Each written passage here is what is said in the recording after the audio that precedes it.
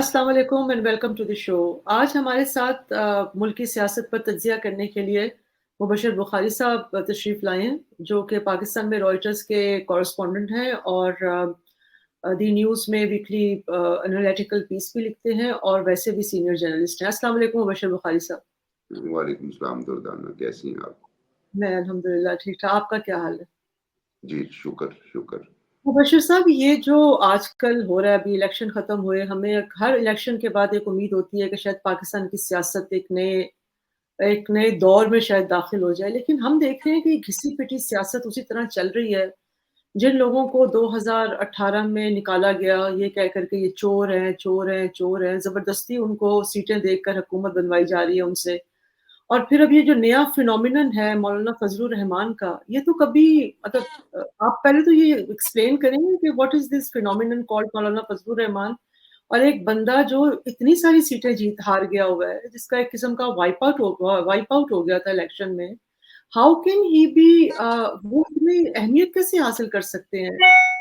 It's beyond my understanding कि एक बंदा जिसके पास ना तो कोई इलेक्टोरल पावर है, but still he holds the power कि वो पीटीआई जैसी एक पार्टी को जो उसको इतना मलाइन करती रही है सारी 10, 12, 20 साल, और उनके साथ जाके वो इल्हाक भी करने को तैयार हैं, प्रोटेस्ट भी करने को तैयार हैं। तो how do you explain this phenomenon? बहुत शुक्रिया, आपने जो अपना इंट्रो दिया है ना, इसमें ढेर सारे सवालात हैं और ढेर सारे जवाबात हैं। सबसे पहले तो बुनियादी तौर पे देखा जाए तो वो आपने चूँकि शुरू में कहा कि 2018 में चोर, चोर, चोर कह के कुछ लोगों को निकाला गया हुँ, और हुँ। उनकी जगह पे जो लोग लाए वो भी मोर और लेस वैसे ही इल्ज़ामात फेस कर रहे हैं। यानी कि अगर फर्ज कर लिया जाए, क्योंकि यहाँ पे तो एक आदत बन गई कि पॉलिटिकल लीडर्स को चोर कहना सबसे आसान जी। बात है। हुँ, साल हर साल केसेस चलते हैं, कुछ साबित नहीं होता। तो कुछ ऐसे लीडर हैं जी, लाइक आसिफ जरदारी 11-11 साल जेल में गुजार देते हैं, 23 जी। केसेस होते हैं, सब में एक्विटल होता है और मुड़ हुँ, के भी नहीं पूछते भाई हमें 11 साल क्यों अंदर रखा था। हुँ, तो वो जिस तरीके से उन्हें निकाला गया और जिस तरीके से लाए गए वो इलेक्शन बहुत कंट्रोवर्शियल थे।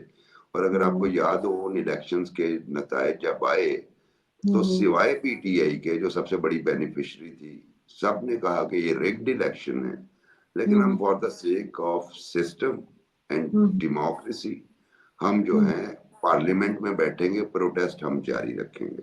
हुँ, हुँ, एक बात तो ये हो गई। अब ये 2024 का इलेक्शन वो पाकिस्तान का वाहिद इलेक्शन है जिसमें हुँ, जीतने वाली मेजोरिटी पार्टी यानी कि पीटीआई बैक्ड इंडिपेंडेंट्स भी शोर मचा रहे हैं हुँ, कि जी। जनाब हमारे साथ रिगिंग हो गई, रिगिंग हो गई।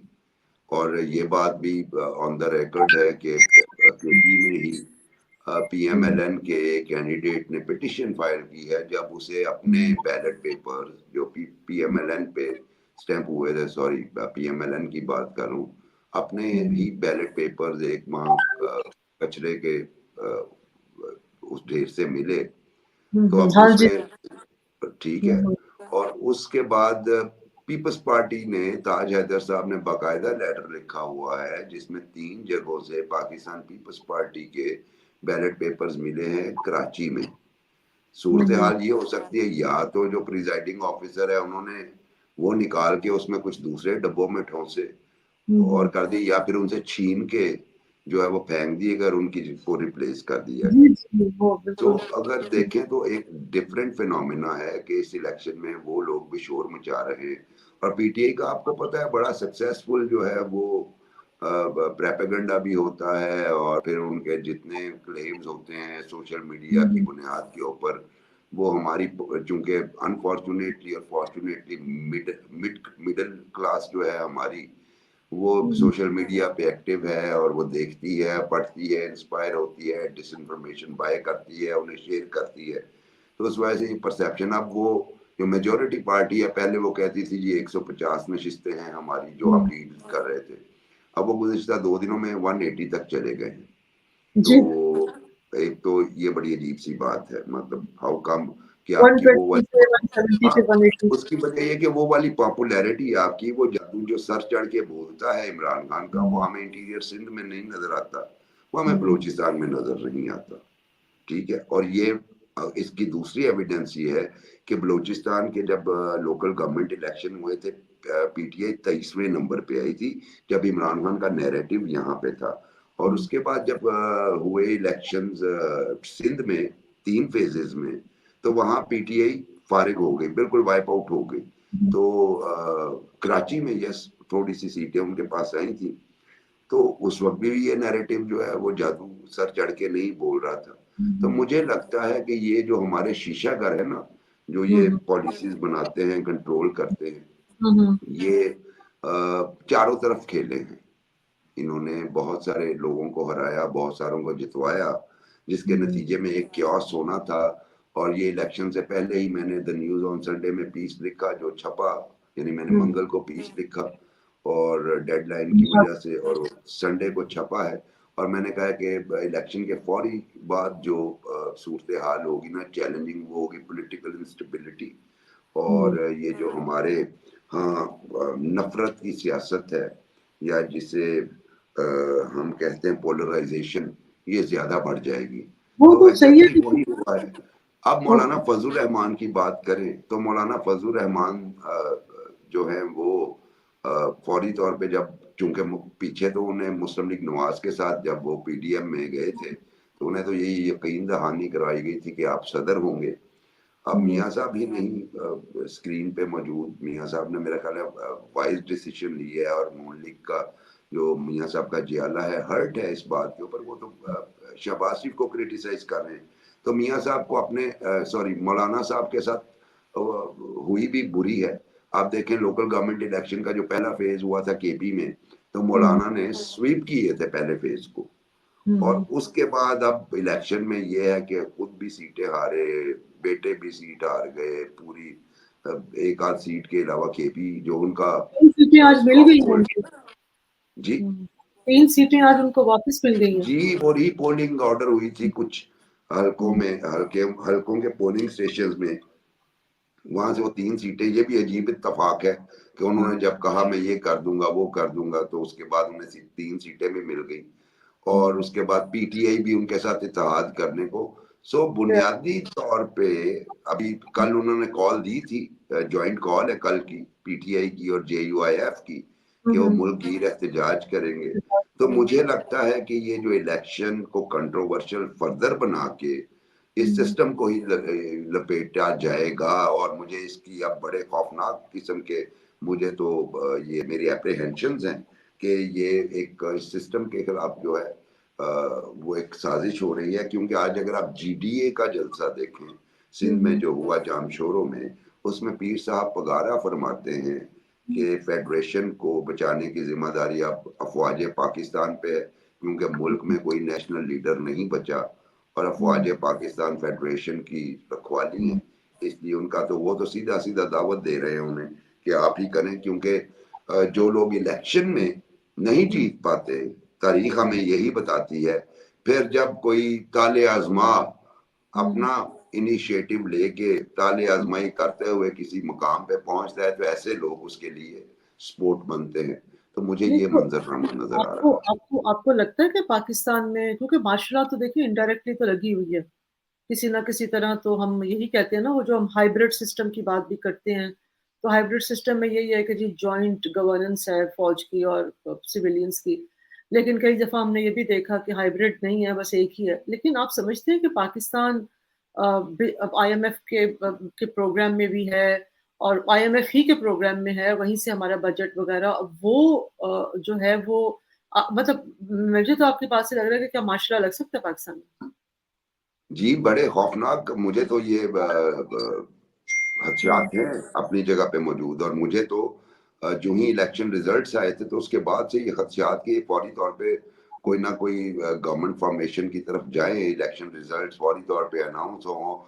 ये मैं फिर एक दाद दूंगा पाकिस्तान मुस्लिम लीग नवाज को और पाकिस्तान पीपल्स पार्टी को, कि उन्होंने कम से कम एक परसेप्शन डेवलप कर दिया कि we are going to form a government, जो कि बाकी जितनी भी अटेम्प्ट्स हैं उनको रोकने के लिए एक बेहतर है। लेकिन जो अब ये मौलाना फजल रहमान, पीटीआई, जीडीए और कुछ और लोग जो कर रहे हैं, उससे तक़वियत मिलती है और एनकरेज करते हैं आप किसी भी एडवेंचरिज़्म को। आपकी बात ठीक है, आईएमएफ जो है वो यकीनन हमने पे ऑफ भी करना है और उनसे हमने जो 80 करोड़ रुपए की उन्होंने अगली किस्त देनी है वो भी। वो तो अमेरिका तो अगेंस्ट है कि भाई पाकिस्तानी डेमोक्रेसी होनी चाहिए। वैसे तो उन्होंने हमेशा आशीर्वाद दिया है जर्नैलों को और उनको वेलकम ना भी किया हो, लेकिन इन द सेंस वेलकम भी किया है, क्योंकि वो जब मुशर्रफ भी आए थे तो उन्होंने इंडिया को बड़े सॉफ्ट तरीके से कहा था कि he is a good man, try to work with him, you will like him. मतलब ये पैगाम देते रहते थे जी, इनडायरेक्टली। तो देखिए इंटरनेशनल कम्युनिटीज़ का तो पाकिस्तान के साथ हमेशा मैरिज ऑफ कन्वीनियंस है। और उसमें पीटीआई ने एक तरफ तो ये कहा कि जनाब हम जो मीडिया ट्रांसलेट कर रहे हैं पीटीआई की नॉमिनेशंस, पीटीआई कहती है कि जनाब अली उमर अयूब खान साहब जो हैं वो हमारे प्राइम मिनिस्टर के कैंडिडेट होंगे, अली अमीन गंडापुर जो हैं वो हमारे सीएमकेपी के कैंडिडेट हैं, फिर उसके बाद मियाँ असलम इकबाल जो है वो हमारे पंजाब में सीएमशिप के कैंडिडेट हैं, और एक वो सालार खान साहब जो असम्बली का हिस्सा भी नहीं है बलूचिस्तान के, वो उनके सीएम के कैंडिडेट हैं। तो अब अगर मैं बैकग्राउंड में जाऊं, उमर असगर खान साहब जनरल अयूब खान के पोते, 9 मई के वाकयात हुए, वो अपने घर पे ही थे, वो हाउस अरेस्ट किया गया, ये जो भी किया गया उनके खिलाफ वो नहीं हुआ जो बाकी लोगों के साथ हुआ। उमर असगर खान के 2 कजन भी जो हैं केपी असम्बली के इलेक्शन जीत चुके हैं हरिपुर से ही। देखा जाए तो इस्टेब्लिशमेंट के साथ उनके नेचुरली एक अच्छे ताल्लुकात बनते हैं। वो सेक्रेटरी जनरल भी क्यों बने, ठीक है लीडरशिप क्राइसिस था, लेकिन और फिर इस वक्त वो ऑल इन ऑल एक किस्म की देखा जाए तो। उसके बाद अगर आप अली अमीन गंडापुर को चेक करें, लोग कहते हैं जी चूंकि ये भी एक स्ट्रॉन्ग मैसेज है इस्टेब्लिशमेंट को, मैं ऐसा नहीं समझता। अली अमीन गंडापुर के जो वालिद मोहतरम थे अमानुल्लाह गंडापुर साहब, वो परवेज मुशर्रफ के दौर में निगरान हुकूमत में वजीर थे, और उनके बारे में भी यही कहा जाता है कि इस्टेब्लिशमेंट के करीब है। लाइकवाइज मियाँ असलम इकबाल साहब परवेज मुशर्रफ की हुकूमत में चौधरी परवेज लाई की कैबिनेट में आईटी मिनिस्टर थे, और इनका इलेक्शन उस वक्त जीतना इंडिपेंडेंट कैंडिडेट के तौर पे बड़ा शोरा हुआ कि भाई हाउ कम कि एक इंडिपेंडेंट लाहौर से जीत जाए। लाहौर का ट्रेंड चूंकि इंडिपेंडेंट का रहा नहीं कभी माजी में, शायद 77 में हो, 77 में तो सवाल ही पैदा नहीं होता, शायद 70s में हो गया हो, या ज़ियाउल हक के गैर जमाती इंतखाबात में सारे जीते थे। तो मेरा ख्याल है कि ये वाला मामला भी मुझे लगता है कि वो दोबारा एक इस्टेब्लिशमेंट की तरफ जो है वो स्टेप बढ़ा रहे हैं इमरान खान साहब। तो ये एक अजीब सी खिचड़ी पक चुकी है, जमहूरियत पे अदम एतमाद, इलेक्शन पे अदम एतमाद, पॉलिटिकल एक्यूमेन, पॉलिटिकल विजडम पे अदम एतमाद। ये इसीलिए क्रिएट किया जा रहा है कि फ्यूचर में जो है वो कोई ना कोई अगर कोई इस तरह का स्टेप आए तो उसे जस्टिफाई किया जा सके। इंटरनेशनल कम्युनिटी की बात आपने दुर्दाना मेरी बात का खुद ही जवाब दे दिए। हमारे यहाँ कितने मार्शल लॉज लगे, उसमें आप देखिए, मतलब आज इमरान खान साहब जब अपनी तकरीर में हवाला दिया करते थे कि जनरल अयूब जब अमेरिका गए तो कितना उनका फकीदुल मिसाल इस्तकबाल हुआ, तो उनको डिक्टेटर याद था, बाकी कुछ याद नहीं रहा। उसके बाद जनरल परवेज मुशर्रफ के साथ जो वर्किंग रिलेशनशिप रहा, या जनरल ज़ियाउल हक के साथ जो उनका रिलेशनशिप रहा बेस्ट का, वो किसी भी पॉलिटिकल गवर्नमेंट के साथ पाकिस्तान में नहीं रहा। तो इसलिए उन्हें पता है कि पाकिस्तान की स्ट्रेटेजिक इम्पोर्टेंस अपनी जगह पे मौजूद है, और ये स्टेटमेंट्स आते रहते हैं, स्टेटमेंट्स जाते रहते हैं, और अगर इतना वो डेमोक्रेसी के बारे में कंसर्न होते तो कम से कम जो स्टेटमेंट हैं ये इतने हाश ना आ रहे हो। अच्छा बुखारी साहब, अभी मैं पढ़ रही थी अखबार में और देख रही थी, मेरे ख्याल पीएमएल की तरफ से शहबाज शरीफ साहब ने कहा है, या उन्हीं की तरफ से कोई स्टेटमेंट है कि उन्होंने कहा है कि जो इमरान खान की हुकूमत है उसको अमेरिका ने नहीं हटाया था, मौलाना फजलुर रहमान ने हटाया था, क्योंकि अब ज़ाहिर है एक चपकरिश तो चल गई है। तो ये जो नैरेटिव इस तरह की बातें करके ये अपने आप को एक्सपोज खुद नहीं कर रहे। देखिए पीडीएम की हुकूमत का मेरा ख्याल है कि जो मास्टरमाइंड था ना असल में, उसको कोई भी मेंशन इसलिए नहीं करना चाहता कि ब्लेम के साथ साथ क्रेडिट भी। आप किया इमरान तो खान है, की, मौलाना फजलुर आप रहमान ने इमरान किया खान, था कि जनरल इमरान फैज़ खान की, से उन्होंने बाजवा का भी नाम लिया, सबका नाम लिया। अख्तर मेंगल साहब ने कहा है कि जनाब इस तरह की बात जो है ना उसमें फैज़ हमीद शामिल नहीं थे, और हुँ, बाजवा साहब ने जब हमें कहा तो हमने कहा जी अब हम ये नहीं कर सकते। उन्होंने मौलाना फजल रहमान की बहुत सारी बातों को आज ही कॉन्ट्राडिक्ट किया है, लेकिन मैं आपको वो बात बताने जा रहा हूँ जो हुँ, आप वेरीफाई कर सकती हैं। द न्यूज़ ऑन संडे का मैगजीन उठाइए और हुँ, तहरीक अदम एतमाद से 3, 4, 5 माह पहले के मेरे हुँ, आर्टिकल्स देखिए, जिसमें हुँ, मैं तहरीक अदम एतमाद की बात करता आपको उसमें नज़र आता हूँ। हुँ, वजह ये है कि कोई भी उस बंदे को क्रेडिट नहीं देना चाहता। उस बंदे का नाम था आसिफ जरदारी। उनकी फ्लोर पे तकरीर थी हुँ, कि हम आपको अभी नहीं गिराएँगे, आप अपने ज़ोर से गिरेंगे। हाँ, आपको गिराना हमारे लिए मसला नहीं है। मौलाना फजल रहमान जिस बात का नहीं बता रहे, हुँ, पीडीएम के प्लेटफ़ॉर्म से उन्होंने ये कहा था कि हमें तमाम असेंबलियों से इस्तीफे दे देने चाहिए। पीपल्स हुँ, पार्टी और अवामी नेशनल पार्टी ने उससे इख्तिलाफ किया था, हुँ, और उस मीटिंग से पहले ही पीपल्स पार्टी आसिफ जरदारी साहब मियां नवाज शरीफ से बात कर चुके थे कि जनाब हमें इनके खिलाफ नो कॉन्फिडेंस ले आनी चाहिए। जब उन्हें पता चला कि हुँ, ये जो हैं एक ऐसा प्लान बना रहे हैं जिसके तहत फैज हमीद साहब को ये एक्सटेंशन देंगे, यानी पहले तो उन्हें ऊपर लगाएंगे और उसके बाद उन्हें एक्सटेंशन देंगे। अगर वो सीओएस आ जाते 3 साल तो वैसे उन्हें सर्व करना था, फिर 3 साल अगली एक्सटेंशन का था, यानी 10 साल प्लान उनका था, और वो ये कहते भी पाए गए पीटीआई के रहनुमा कि हम 10 साल तक कभी नहीं जाते। तो इनिशियली ये आइडिया जब किसी के जहन में नो कॉन्फिडेंस मोशन नहीं था, आसिफ जरदारी ने पेश किया। उस पे मौलाना फजल रहमान और पीएमएलएन और बाकी जो पीडीएम पार्टनर्स थे सिवाय एएनपी के, उन्होंने कहा नहीं जी, ये पीपल्स पार्टी इसलिए ये कर रही है कि इनकी सिंध हुकूमत भी साथ जाएगी, इस्तीफे अगर दिए जाएंगे तो इसलिए ये अपनी सिंध हुकूमत को बचाने के लिए मुखालफत कर रही है। जबकि पीपल्स पार्टी वालों का ये ख्याल था कि अगर आप इस्तीफे दे देंगे तो जो जितनी जिस लेवल की सपोर्ट हासिल है पीटीआई को, वो असेंबली डिसॉल्व नहीं करेंगे बल्कि वो बाय इलेक्शंस करवा देंगे। फिर आप क्या करेंगे? फिर आप बाय इलेक्शंस लड़ेंगे। तो अगर आपने हुँ, बाय इलेक्शंस लड़ने हैं तो फिर इस्तीफे देने का क्या मकसद? बड़ी वैलिड बात थी उसमें। हुँ, और इसकी बुनियाद पे पीपल्स पार्टी और एएनपी की अलहदगी हो गई, शो कॉज नोटिस उन्हें हो गए। आपको हुँ, याद होगा ये वजह तनाज़ा बनी, और उसके बाद मौलाना फजल रहमान साहब ने इस्तीफा भी नहीं दिया, ना पीएमएलएन वालों ने इस्तीफा दिया। और मैंने एक दफे नहीं 3 आर्टिकल लिखे नो कॉन्फिडेंस से पहले, बल्कि जब बिलावल ने शुरू किया अपना हुँ, लॉन्ग मार्च, और जो ही वो कराची से निकले हैं उससे 1, 2 दिन बाद, 3 दिन बाद मेरा आर्टिकल छपा, और उसमें और ये सारी एनालिटिकल या insider report from Peoples Party थी कि जो ही वो पंजाब में स्टेप इन करेंगे नेशनल असेंबली में जो है वो टेबल हो जाएगी। उसके हुँ, बाद जब शक्कर के करीब आए तो बिलावल ने इमरान खान से कहना शुरू कर दिया जी असेंबली डिसॉल्व कर दें, वरना जो है नो कॉन्फिडेंस आ जानी है। तो ये चीजें वो हैं जो मेरे जैसे बंदे को अपनी तज्जियाती हिस्स की बुनियाद पे नजर आ गई 6 माह पहले। अब आप लेकिन उसको कंस्पिरेसी कह लें, नहीं, अमेरिका नहीं, के गले में डाल दें, जनरल बाजवा के गले में डाल दें। हाँ, उनका रोल था। जब नो कॉन्फिडेंस टेबल हो गई उसके बाद जनरल बाजवा ने इंटरफेयर किया।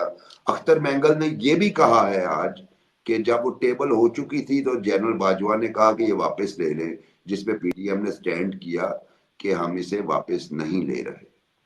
अच्छा वो वापस ले ही लेते तो बेहतर ना होता? देखिए क्योंकि उसके बाद हुआ जो मतलब अगर आप कह रहे हैं कि क्रेडिट दे रहे हैं कि भई आसिफ अली ज़रदारी जिसको कि हम बहुत एक्सपर्ट मानते हैं, कौन-सा एक्सपर्ट है बुखारी साहब?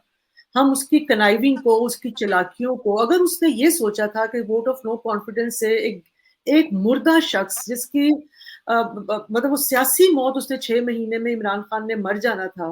मतलब इमरान खान का मतलब है कि पीटीआई ने सियासी मौत अपनी मरना था। इतनी बुरी परफॉर्मेंस थी उनकी। आपने पीडीएम बनाई है उसके बाद आपने 16 महीने पीएमएन लेड एक हुकूमत आप बनाते हैं, 16 महीने आप मुल्क का कचूमर निकाल के रख देते हैं। ये कौन सी फॉरवर्ड लुकिंग है? ये कौन सा स्ट्रोक खेलने वाला रोजाना देखिए सरकारी है? आप उसको क्यों तारीफें हम करते हैं?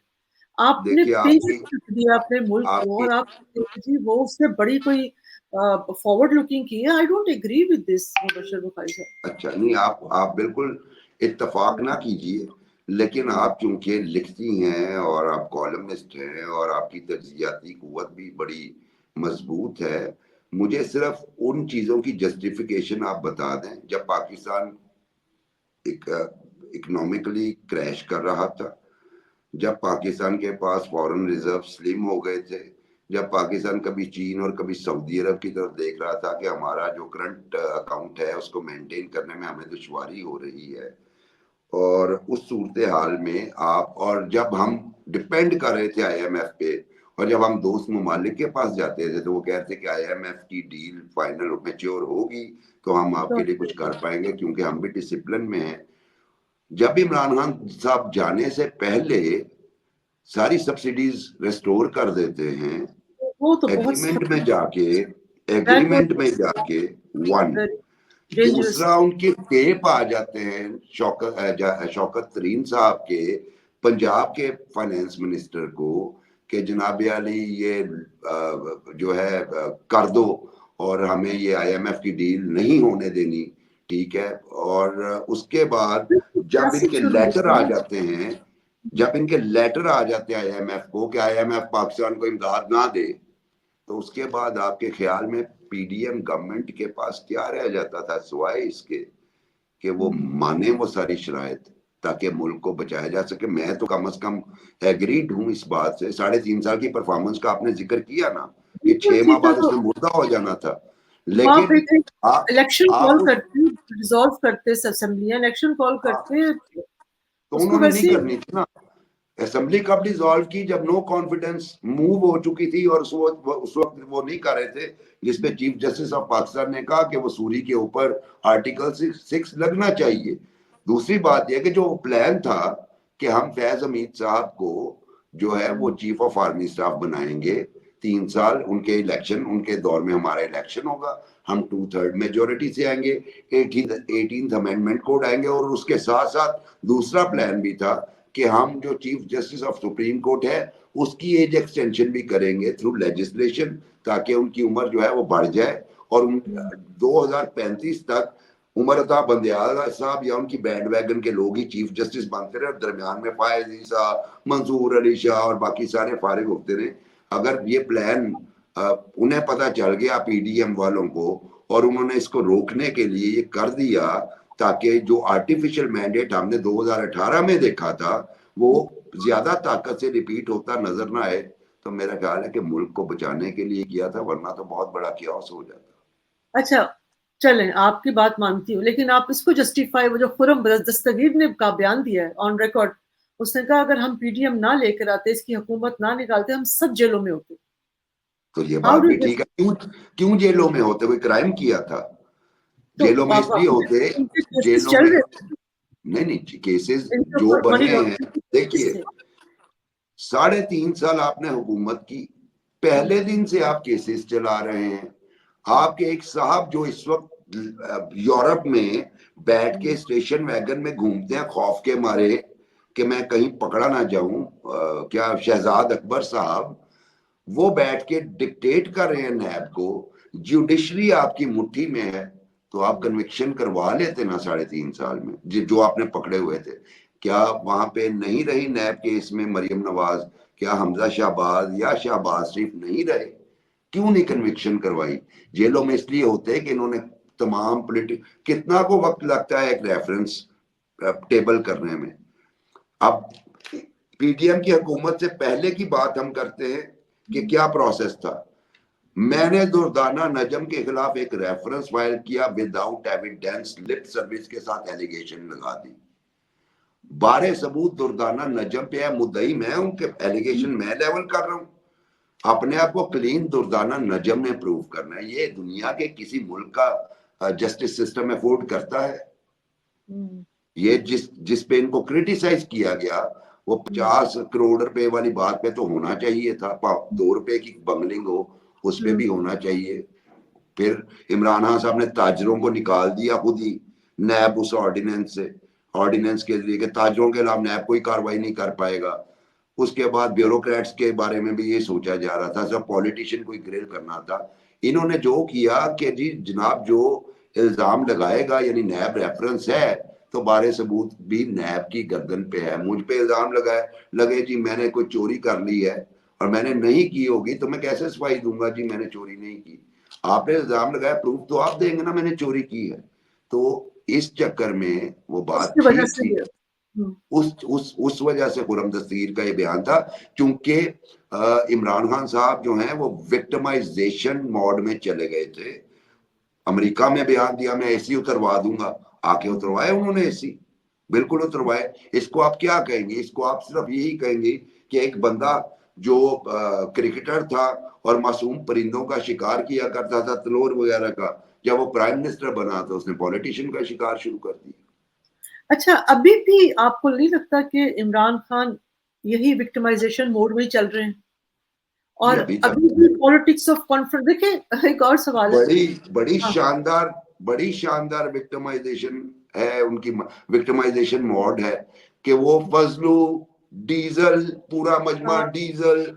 अब असद हुँ, कैसर साहब उनके आस्थाना आलिया पे गए हैं हुँ, और मौलाना, और मैंने सुना है, let me confirm, social media पे, मैं यकीन नहीं करता, मैं देखता भी नहीं हूँ, कि हुँ, उन्होंने फिर दोबारा कहा है मुझे तो जनरल बाजवा ने कहा था कि फजल रहमान साहब इस तरह के आदमी हैं। जनरल ओह! बाजवा के बारे में वो ये कह चुके हैं, उन्होंने मुझे कहा था आसिफ जरदारी और नवाज शरीफ चोर है।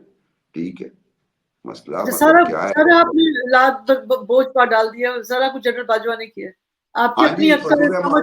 फजलुर रहमान साहब जो कहते हैं जनरल बाजवा ने किया, इमरान खान जो कहते हैं जनरल बाजवा ने किया है, तो प्रॉब्लम तो फिर जनरल बाजवा हुए, राइट, और आप हुए देखिए जो कानों के कच्चे हैं, जो उनकी बातों देखिए पे अपनी यकीन अक्ल। करते रहे। तो मुझे सिर्फ एक बात बताइए दुर्दाना, हुँ, सीइंग इज बिलीविंग, हुँ, ठीक है, और फिर हमारे कई आयात हैं, कई अहादीस मुबारक हैं हुँ, कि किसी बात पे यकीन ना करो जब तक उसे आंखों से देख ना लो, कानों से सुन ना लो। तो जो बंदा जनरल बाजवा की बातें सुन के उसको नैरेटिव बना के कौम के इलेक्टेड प्राइम मिनिस्टर या प्रेसिडेंट ऑफ पाकिस्तान को मिलाइन करता रहे, गलत नामों से बुलाता रहे, तो ऐसे बंदे का क्या काज है? ठीक है, उनका नैरेटिव जो है वो बिक रहा है, नैरेटिव में वो ईमानदार आदमी है, दलेर आदमी है, पॉलिटिकल लीडर से, वो मेरे साथ जब मुलाकात हुई अरेस्ट से पहले, वो पॉलिटिकल लीडर से बात को तैयार नहीं थे। अब वो फजलुर रहमान साहब के पास भी अपने एमिसरीज भेज रहे हैं, फिर उन्होंने दूसरी जमातों के साथ भी बातचीत शुरू कर दी है। देखिए आने वाले दिनों में पीपल्स पार्टी के साथ भी बात करेंगे, और हो सकता है, कोई वईद नहीं है कि कुछ दिन बाद वो नून लीग से भी बात करें, अगर पीपल्स पार्टी और पीएमएलएन गवर्नमेंट फॉर्मेशन में कामयाब हो जाते हैं तो। अच्छा, कामयाब हो जाते हैं, फिर पीटीआई का क्या फ़ायदा? फिर तो पीटीआई को ऑपोज़िशन में ही रहना चाहिए।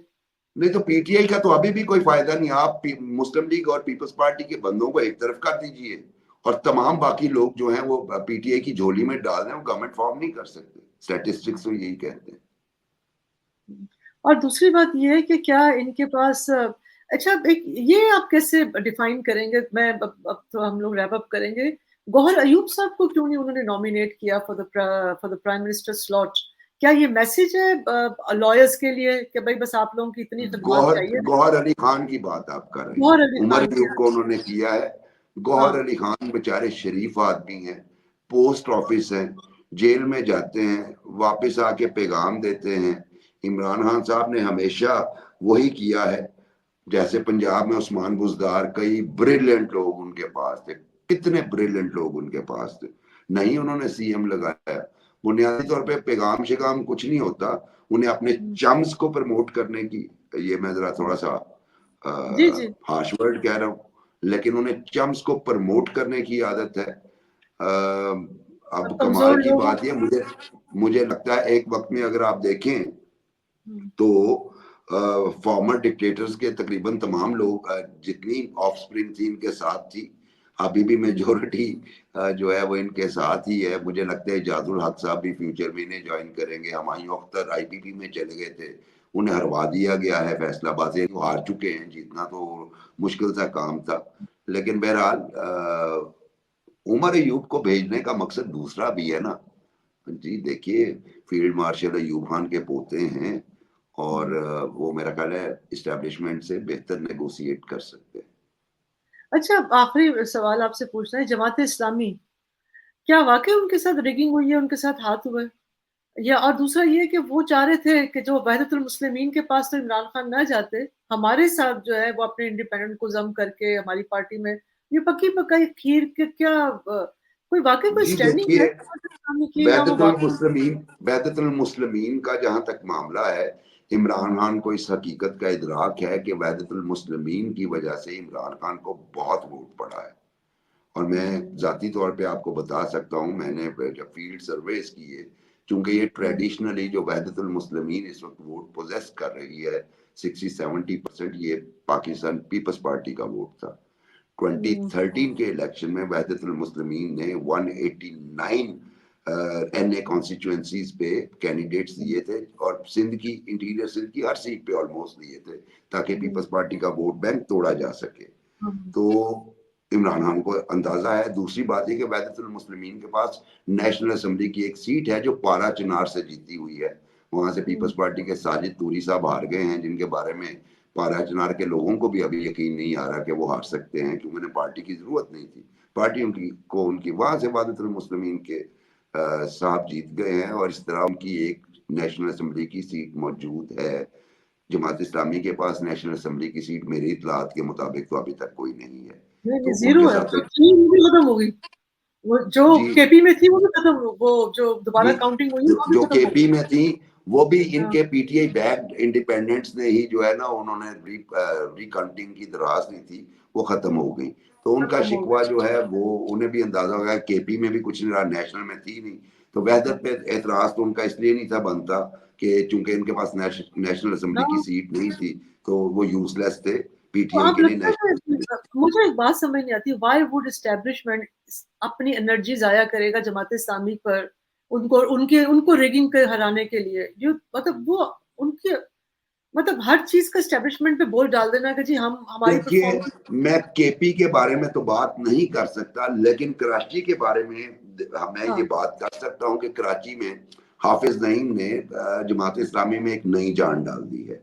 और उसका सबूत ये है कि लोकल गवर्नमेंट इलेक्शन में पीपल्स पार्टी के बाद जमात इस्लामी दूसरे नंबर पे आई। हाफिज वो नईम तो वही साहब करेगी। कराची मेट्रोपॉलिटन कॉरपोरेशन में अपोजिशन लीडर हैं। उनकी तादाद है अच्छी खासी। पीटीआई वहां पे तीसरे नंबर पे आई थी। तो क्या वो सारा कुछ जानी था? सवाल ये है। तो अगर जमात इस्लामी वहां से सीट्स ले गई और अभी जो वोट्स आ रहे हैं वो तो लोकल गवर्नमेंट वोट्स के साथ भी मैच नहीं करे, तो मुझे लगता है कि कराची की हद तक जमात इस्लामी के साथ कहीं ना कहीं कुछ हुआ है। तो मैं मतलब मैं फिर अगर इस कराची में हुआ है तो फिर नईम साहब को तो कभी भी नहीं कहना चाहिए था मैं अपनी सीटें छोड़ रहा हूँ। अगर वहाँ वो समझते थे, वो तो कहते हैं कि जी रिगिंग करके हमें जितवा दिया। नईम साहब ने, उन्होंने देखिए, ये ये सियासत अजीब का फिनोमिनन है। है। आप मैं आपकी अजीब बात समझ गया हूँ। हमारे पास अजीब आखिरी बात 1 मिनट है, मैंने अगले प्रोग्राम में आप जाना जीत है। गए हैं। आप जीत गए और नईम आप कह रहे हैं मैं तो हार गया था। और फिर कह रहे हैं कि जी रिगिंग भी हुई है। नईम साहब ने ये ये कहा हैरानी कि की चीज़ है। मैं मेरे 30,000 वोट थे, जबकि जो हाँ, जीतने वाला कैंडिडेट है उसके 31,000 वोट थे। मैं हार गया और मैं ये सीट छोड़ रहा हूँ। अब इसका पस मंजर देखिए। ये वो वक्त है जब पीटीआई सोच रही है कि जमात इस्लामी के साथ हम वहां पे कर लें और उनका प्लेटफॉर्म यूज करते हुए हम वहां पे आर्टिकल 63A के इतलाक जिन लोगों पे होता है उसको एक्टिवेट कर दें। वरना इंडिपेंडेंट तो किसी वक्त भी कहीं जा सकता है। उसपे वो फ्लोर क्रॉसिंग वाला या डिफेक्शन क्लॉज अप्लाई नहीं होती। और दूसरा, जमात इस्लामी ने एक लिस्ट दी हुई थी अपने जो रिजर्व सीट पे कैंडिडेट्स हैं उनकी। तो उस चक्कर में नंबर वन, नंबर टू, हाफिज हुँ, साहब अगर नोटिफिकेशन हो जाता है तो हुँ, फ्यूचर में भी हाफिज साहब ने ये सीट छोड़ देनी थी, क्योंकि जमात इस्लामी के वो अ, अमीर का इलेक्शन भी उन्होंने लड़ना है। और दूसरी बात यह कि इस वक्त वो सिंध कराची मेट्रोपॉलिटन कॉरपोरेशन में अपोजिशन लीडर हैं। कराची हुँ, में कितने हल्के हैं सूबाई असम्बली के? ढेर सारे। आपको भी तादाद याद नहीं होगी, लेकिन मुझे बड़े कंफर्टेबली मैं आपको कह सकता हूँ कि 30+, बल्कि शायद हुँ, अराउंड 40। हुँ, उनमें से एक हाफिज नईम है, लेकिन अपोजिशन लीडर मेट्रोपॉलिटन कॉरपोरेशन पूरे कराची का है कि हाफिज नईम। तो 2-3 फैक्टर्स थे जिनकी बुनियाद पे उन्होंने इसको नैरेटिव बनाया ताकि वो साबित करें कि वाक़ई धांधली हुई है, और हम समझते हैं कि धांधली हुई है, इस हद तक कि समझते हैं कि हम अपनी जो है वो इस्तीफ़ा देने को तैयार हैं। लेकिन at the same time gesture उन्होंने पीटीआई को देना था अच्छा, और अपनी फिर उन्होंने ऑफ कोर्स वो कराची मेट्रोपॉलिटन वाली सीट लूज़ की थी करनी। अच्छा चलिए अब ये फाइनल मुझे ये बताएं कि पाकिस्तान की क्या बनेगा। कोई कह रहा है जी कोलैप्स कर जाएगा। अभी आईएमएफ की हमने शराइ, अभी आईएमएफ ने कहा कि जी अपनी 45% इंपोर्ट बढ़ाएं। हम हमारा स्टेट बैंक कहते हैं मेरे हमारे पास तो रिजर्व्स ही नहीं है, 3 हफ्ते के रिजर्व्स नहीं है इंपोर्ट देने के। तो कहाँ से पैसा आएगा, इंपोर्ट कैसे बढ़ेगी, बोझ किस पे आएगा, कहाँ से ये तमाम चीजें किस तरफ जा रही हैं, what will happen at the end of the day. जो सवाल दुर्दाना नजम के जहन में आ रहे हैं, क्या वो हमारे प्रोटेस्टिंग लीडर्स के जहन में नहीं होंगे? यही तो सारी क्या बात है। क्या उन्हें अंदाजा नहीं कि प्रोटेस्ट मोड में 2018 में तमाम पार्टी स्वाय पीटीआई की जा सकती थी, और ये वो वक्त है जब मुस्लिम लीग नवाज अपनी पॉपुलैरिटी के अरूज पे थी।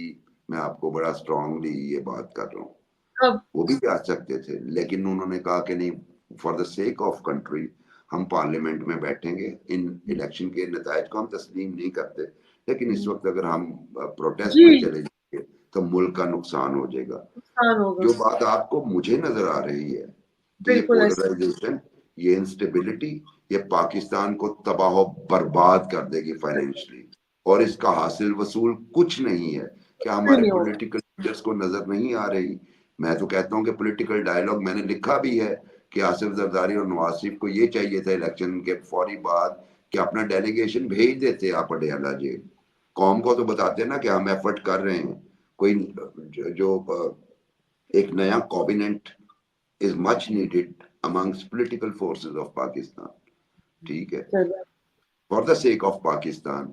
तो मुझे लगता है कि ये जो अभी प्रोटेस्ट मोड में बहुत सारी पार्टीज चली गई हैं, ये पाकिस्तान को मजीद तबाही के दाने पे जाएंगी। ठीक है, मानते हैं हम इलेक्शन में रिगिंग हुई है, लेकिन रिगिंग तमाम पार्टीज के साथ हुई है। किसी एक के ये साथ वन नहीं। इलेक्शन है कि तमाम पार्टीज के साथ हुई है। अब क्या किया जाए, दोबारा इलेक्शन करवाया जाए, क्या हो सकता है? प्रोटेस्ट में चला जाए, चलिए, कोई इसी जो है आइन को सस्पेंड करके हमारी फौज कहे कि जनाब ये जो केयर टेकर्स हैं यही कंटिन्यू करेंगे अगले 2 साल, तो क्या वो मसले का हल है? मसले का हल यही है कि जब तक कोई भी किसी भी तरह की जमहूरी गवर्नमेंट नहीं बनती जो बेटर नेगोशिएशन कर सकते हैं, क्योंकि हमारे जो अरब दोस्त हैं वो तो कह रहे थे कि हुकूमत आएगी अगली तो उससे हम बातचीत करेंगे, और अगर नून लीग की आई तो उन्होंने विलिंगनेस भी शो की थी। सो देखिए आने वाले दिनों में क्या होता है। Thank you very much Mubashir Bukhari साहब, आपका बहुत बहुत शुक्रिया। व्यूअर्स, उम्मीद है आपको हमारी गुफ्तगू पसंद आई होगी। वैसे तो पाकिस्तान के हालात बहुत ही बुरे हैं, यकीनन बहुत बुरे, और दिल भी दुखता है पाकिस्तान के हालात देखकर, लेकिन पता नहीं क्यों हम कह तो देते हैं लीडरशिप क्राइसिस है, वाकई लीडरशिप क्राइसिस है, लेकिन जो लीडर्स हैं उनको कम से कम अक्ल के नाखून लेने चाहिए। और जैसे मुबशर बुखारी साहब ने कहा है कि ये मुल्क मजीद ना इकोनॉमिकली, ना मॉरली, ना पोलिटिकली, ना सोशली किसी किस्म की एडवेंचर के लिए जो है ना वो अभी तैयार नहीं है। इसी के साथ ही थैंक यू वेरी मच। अस्सलाम वालेकुम।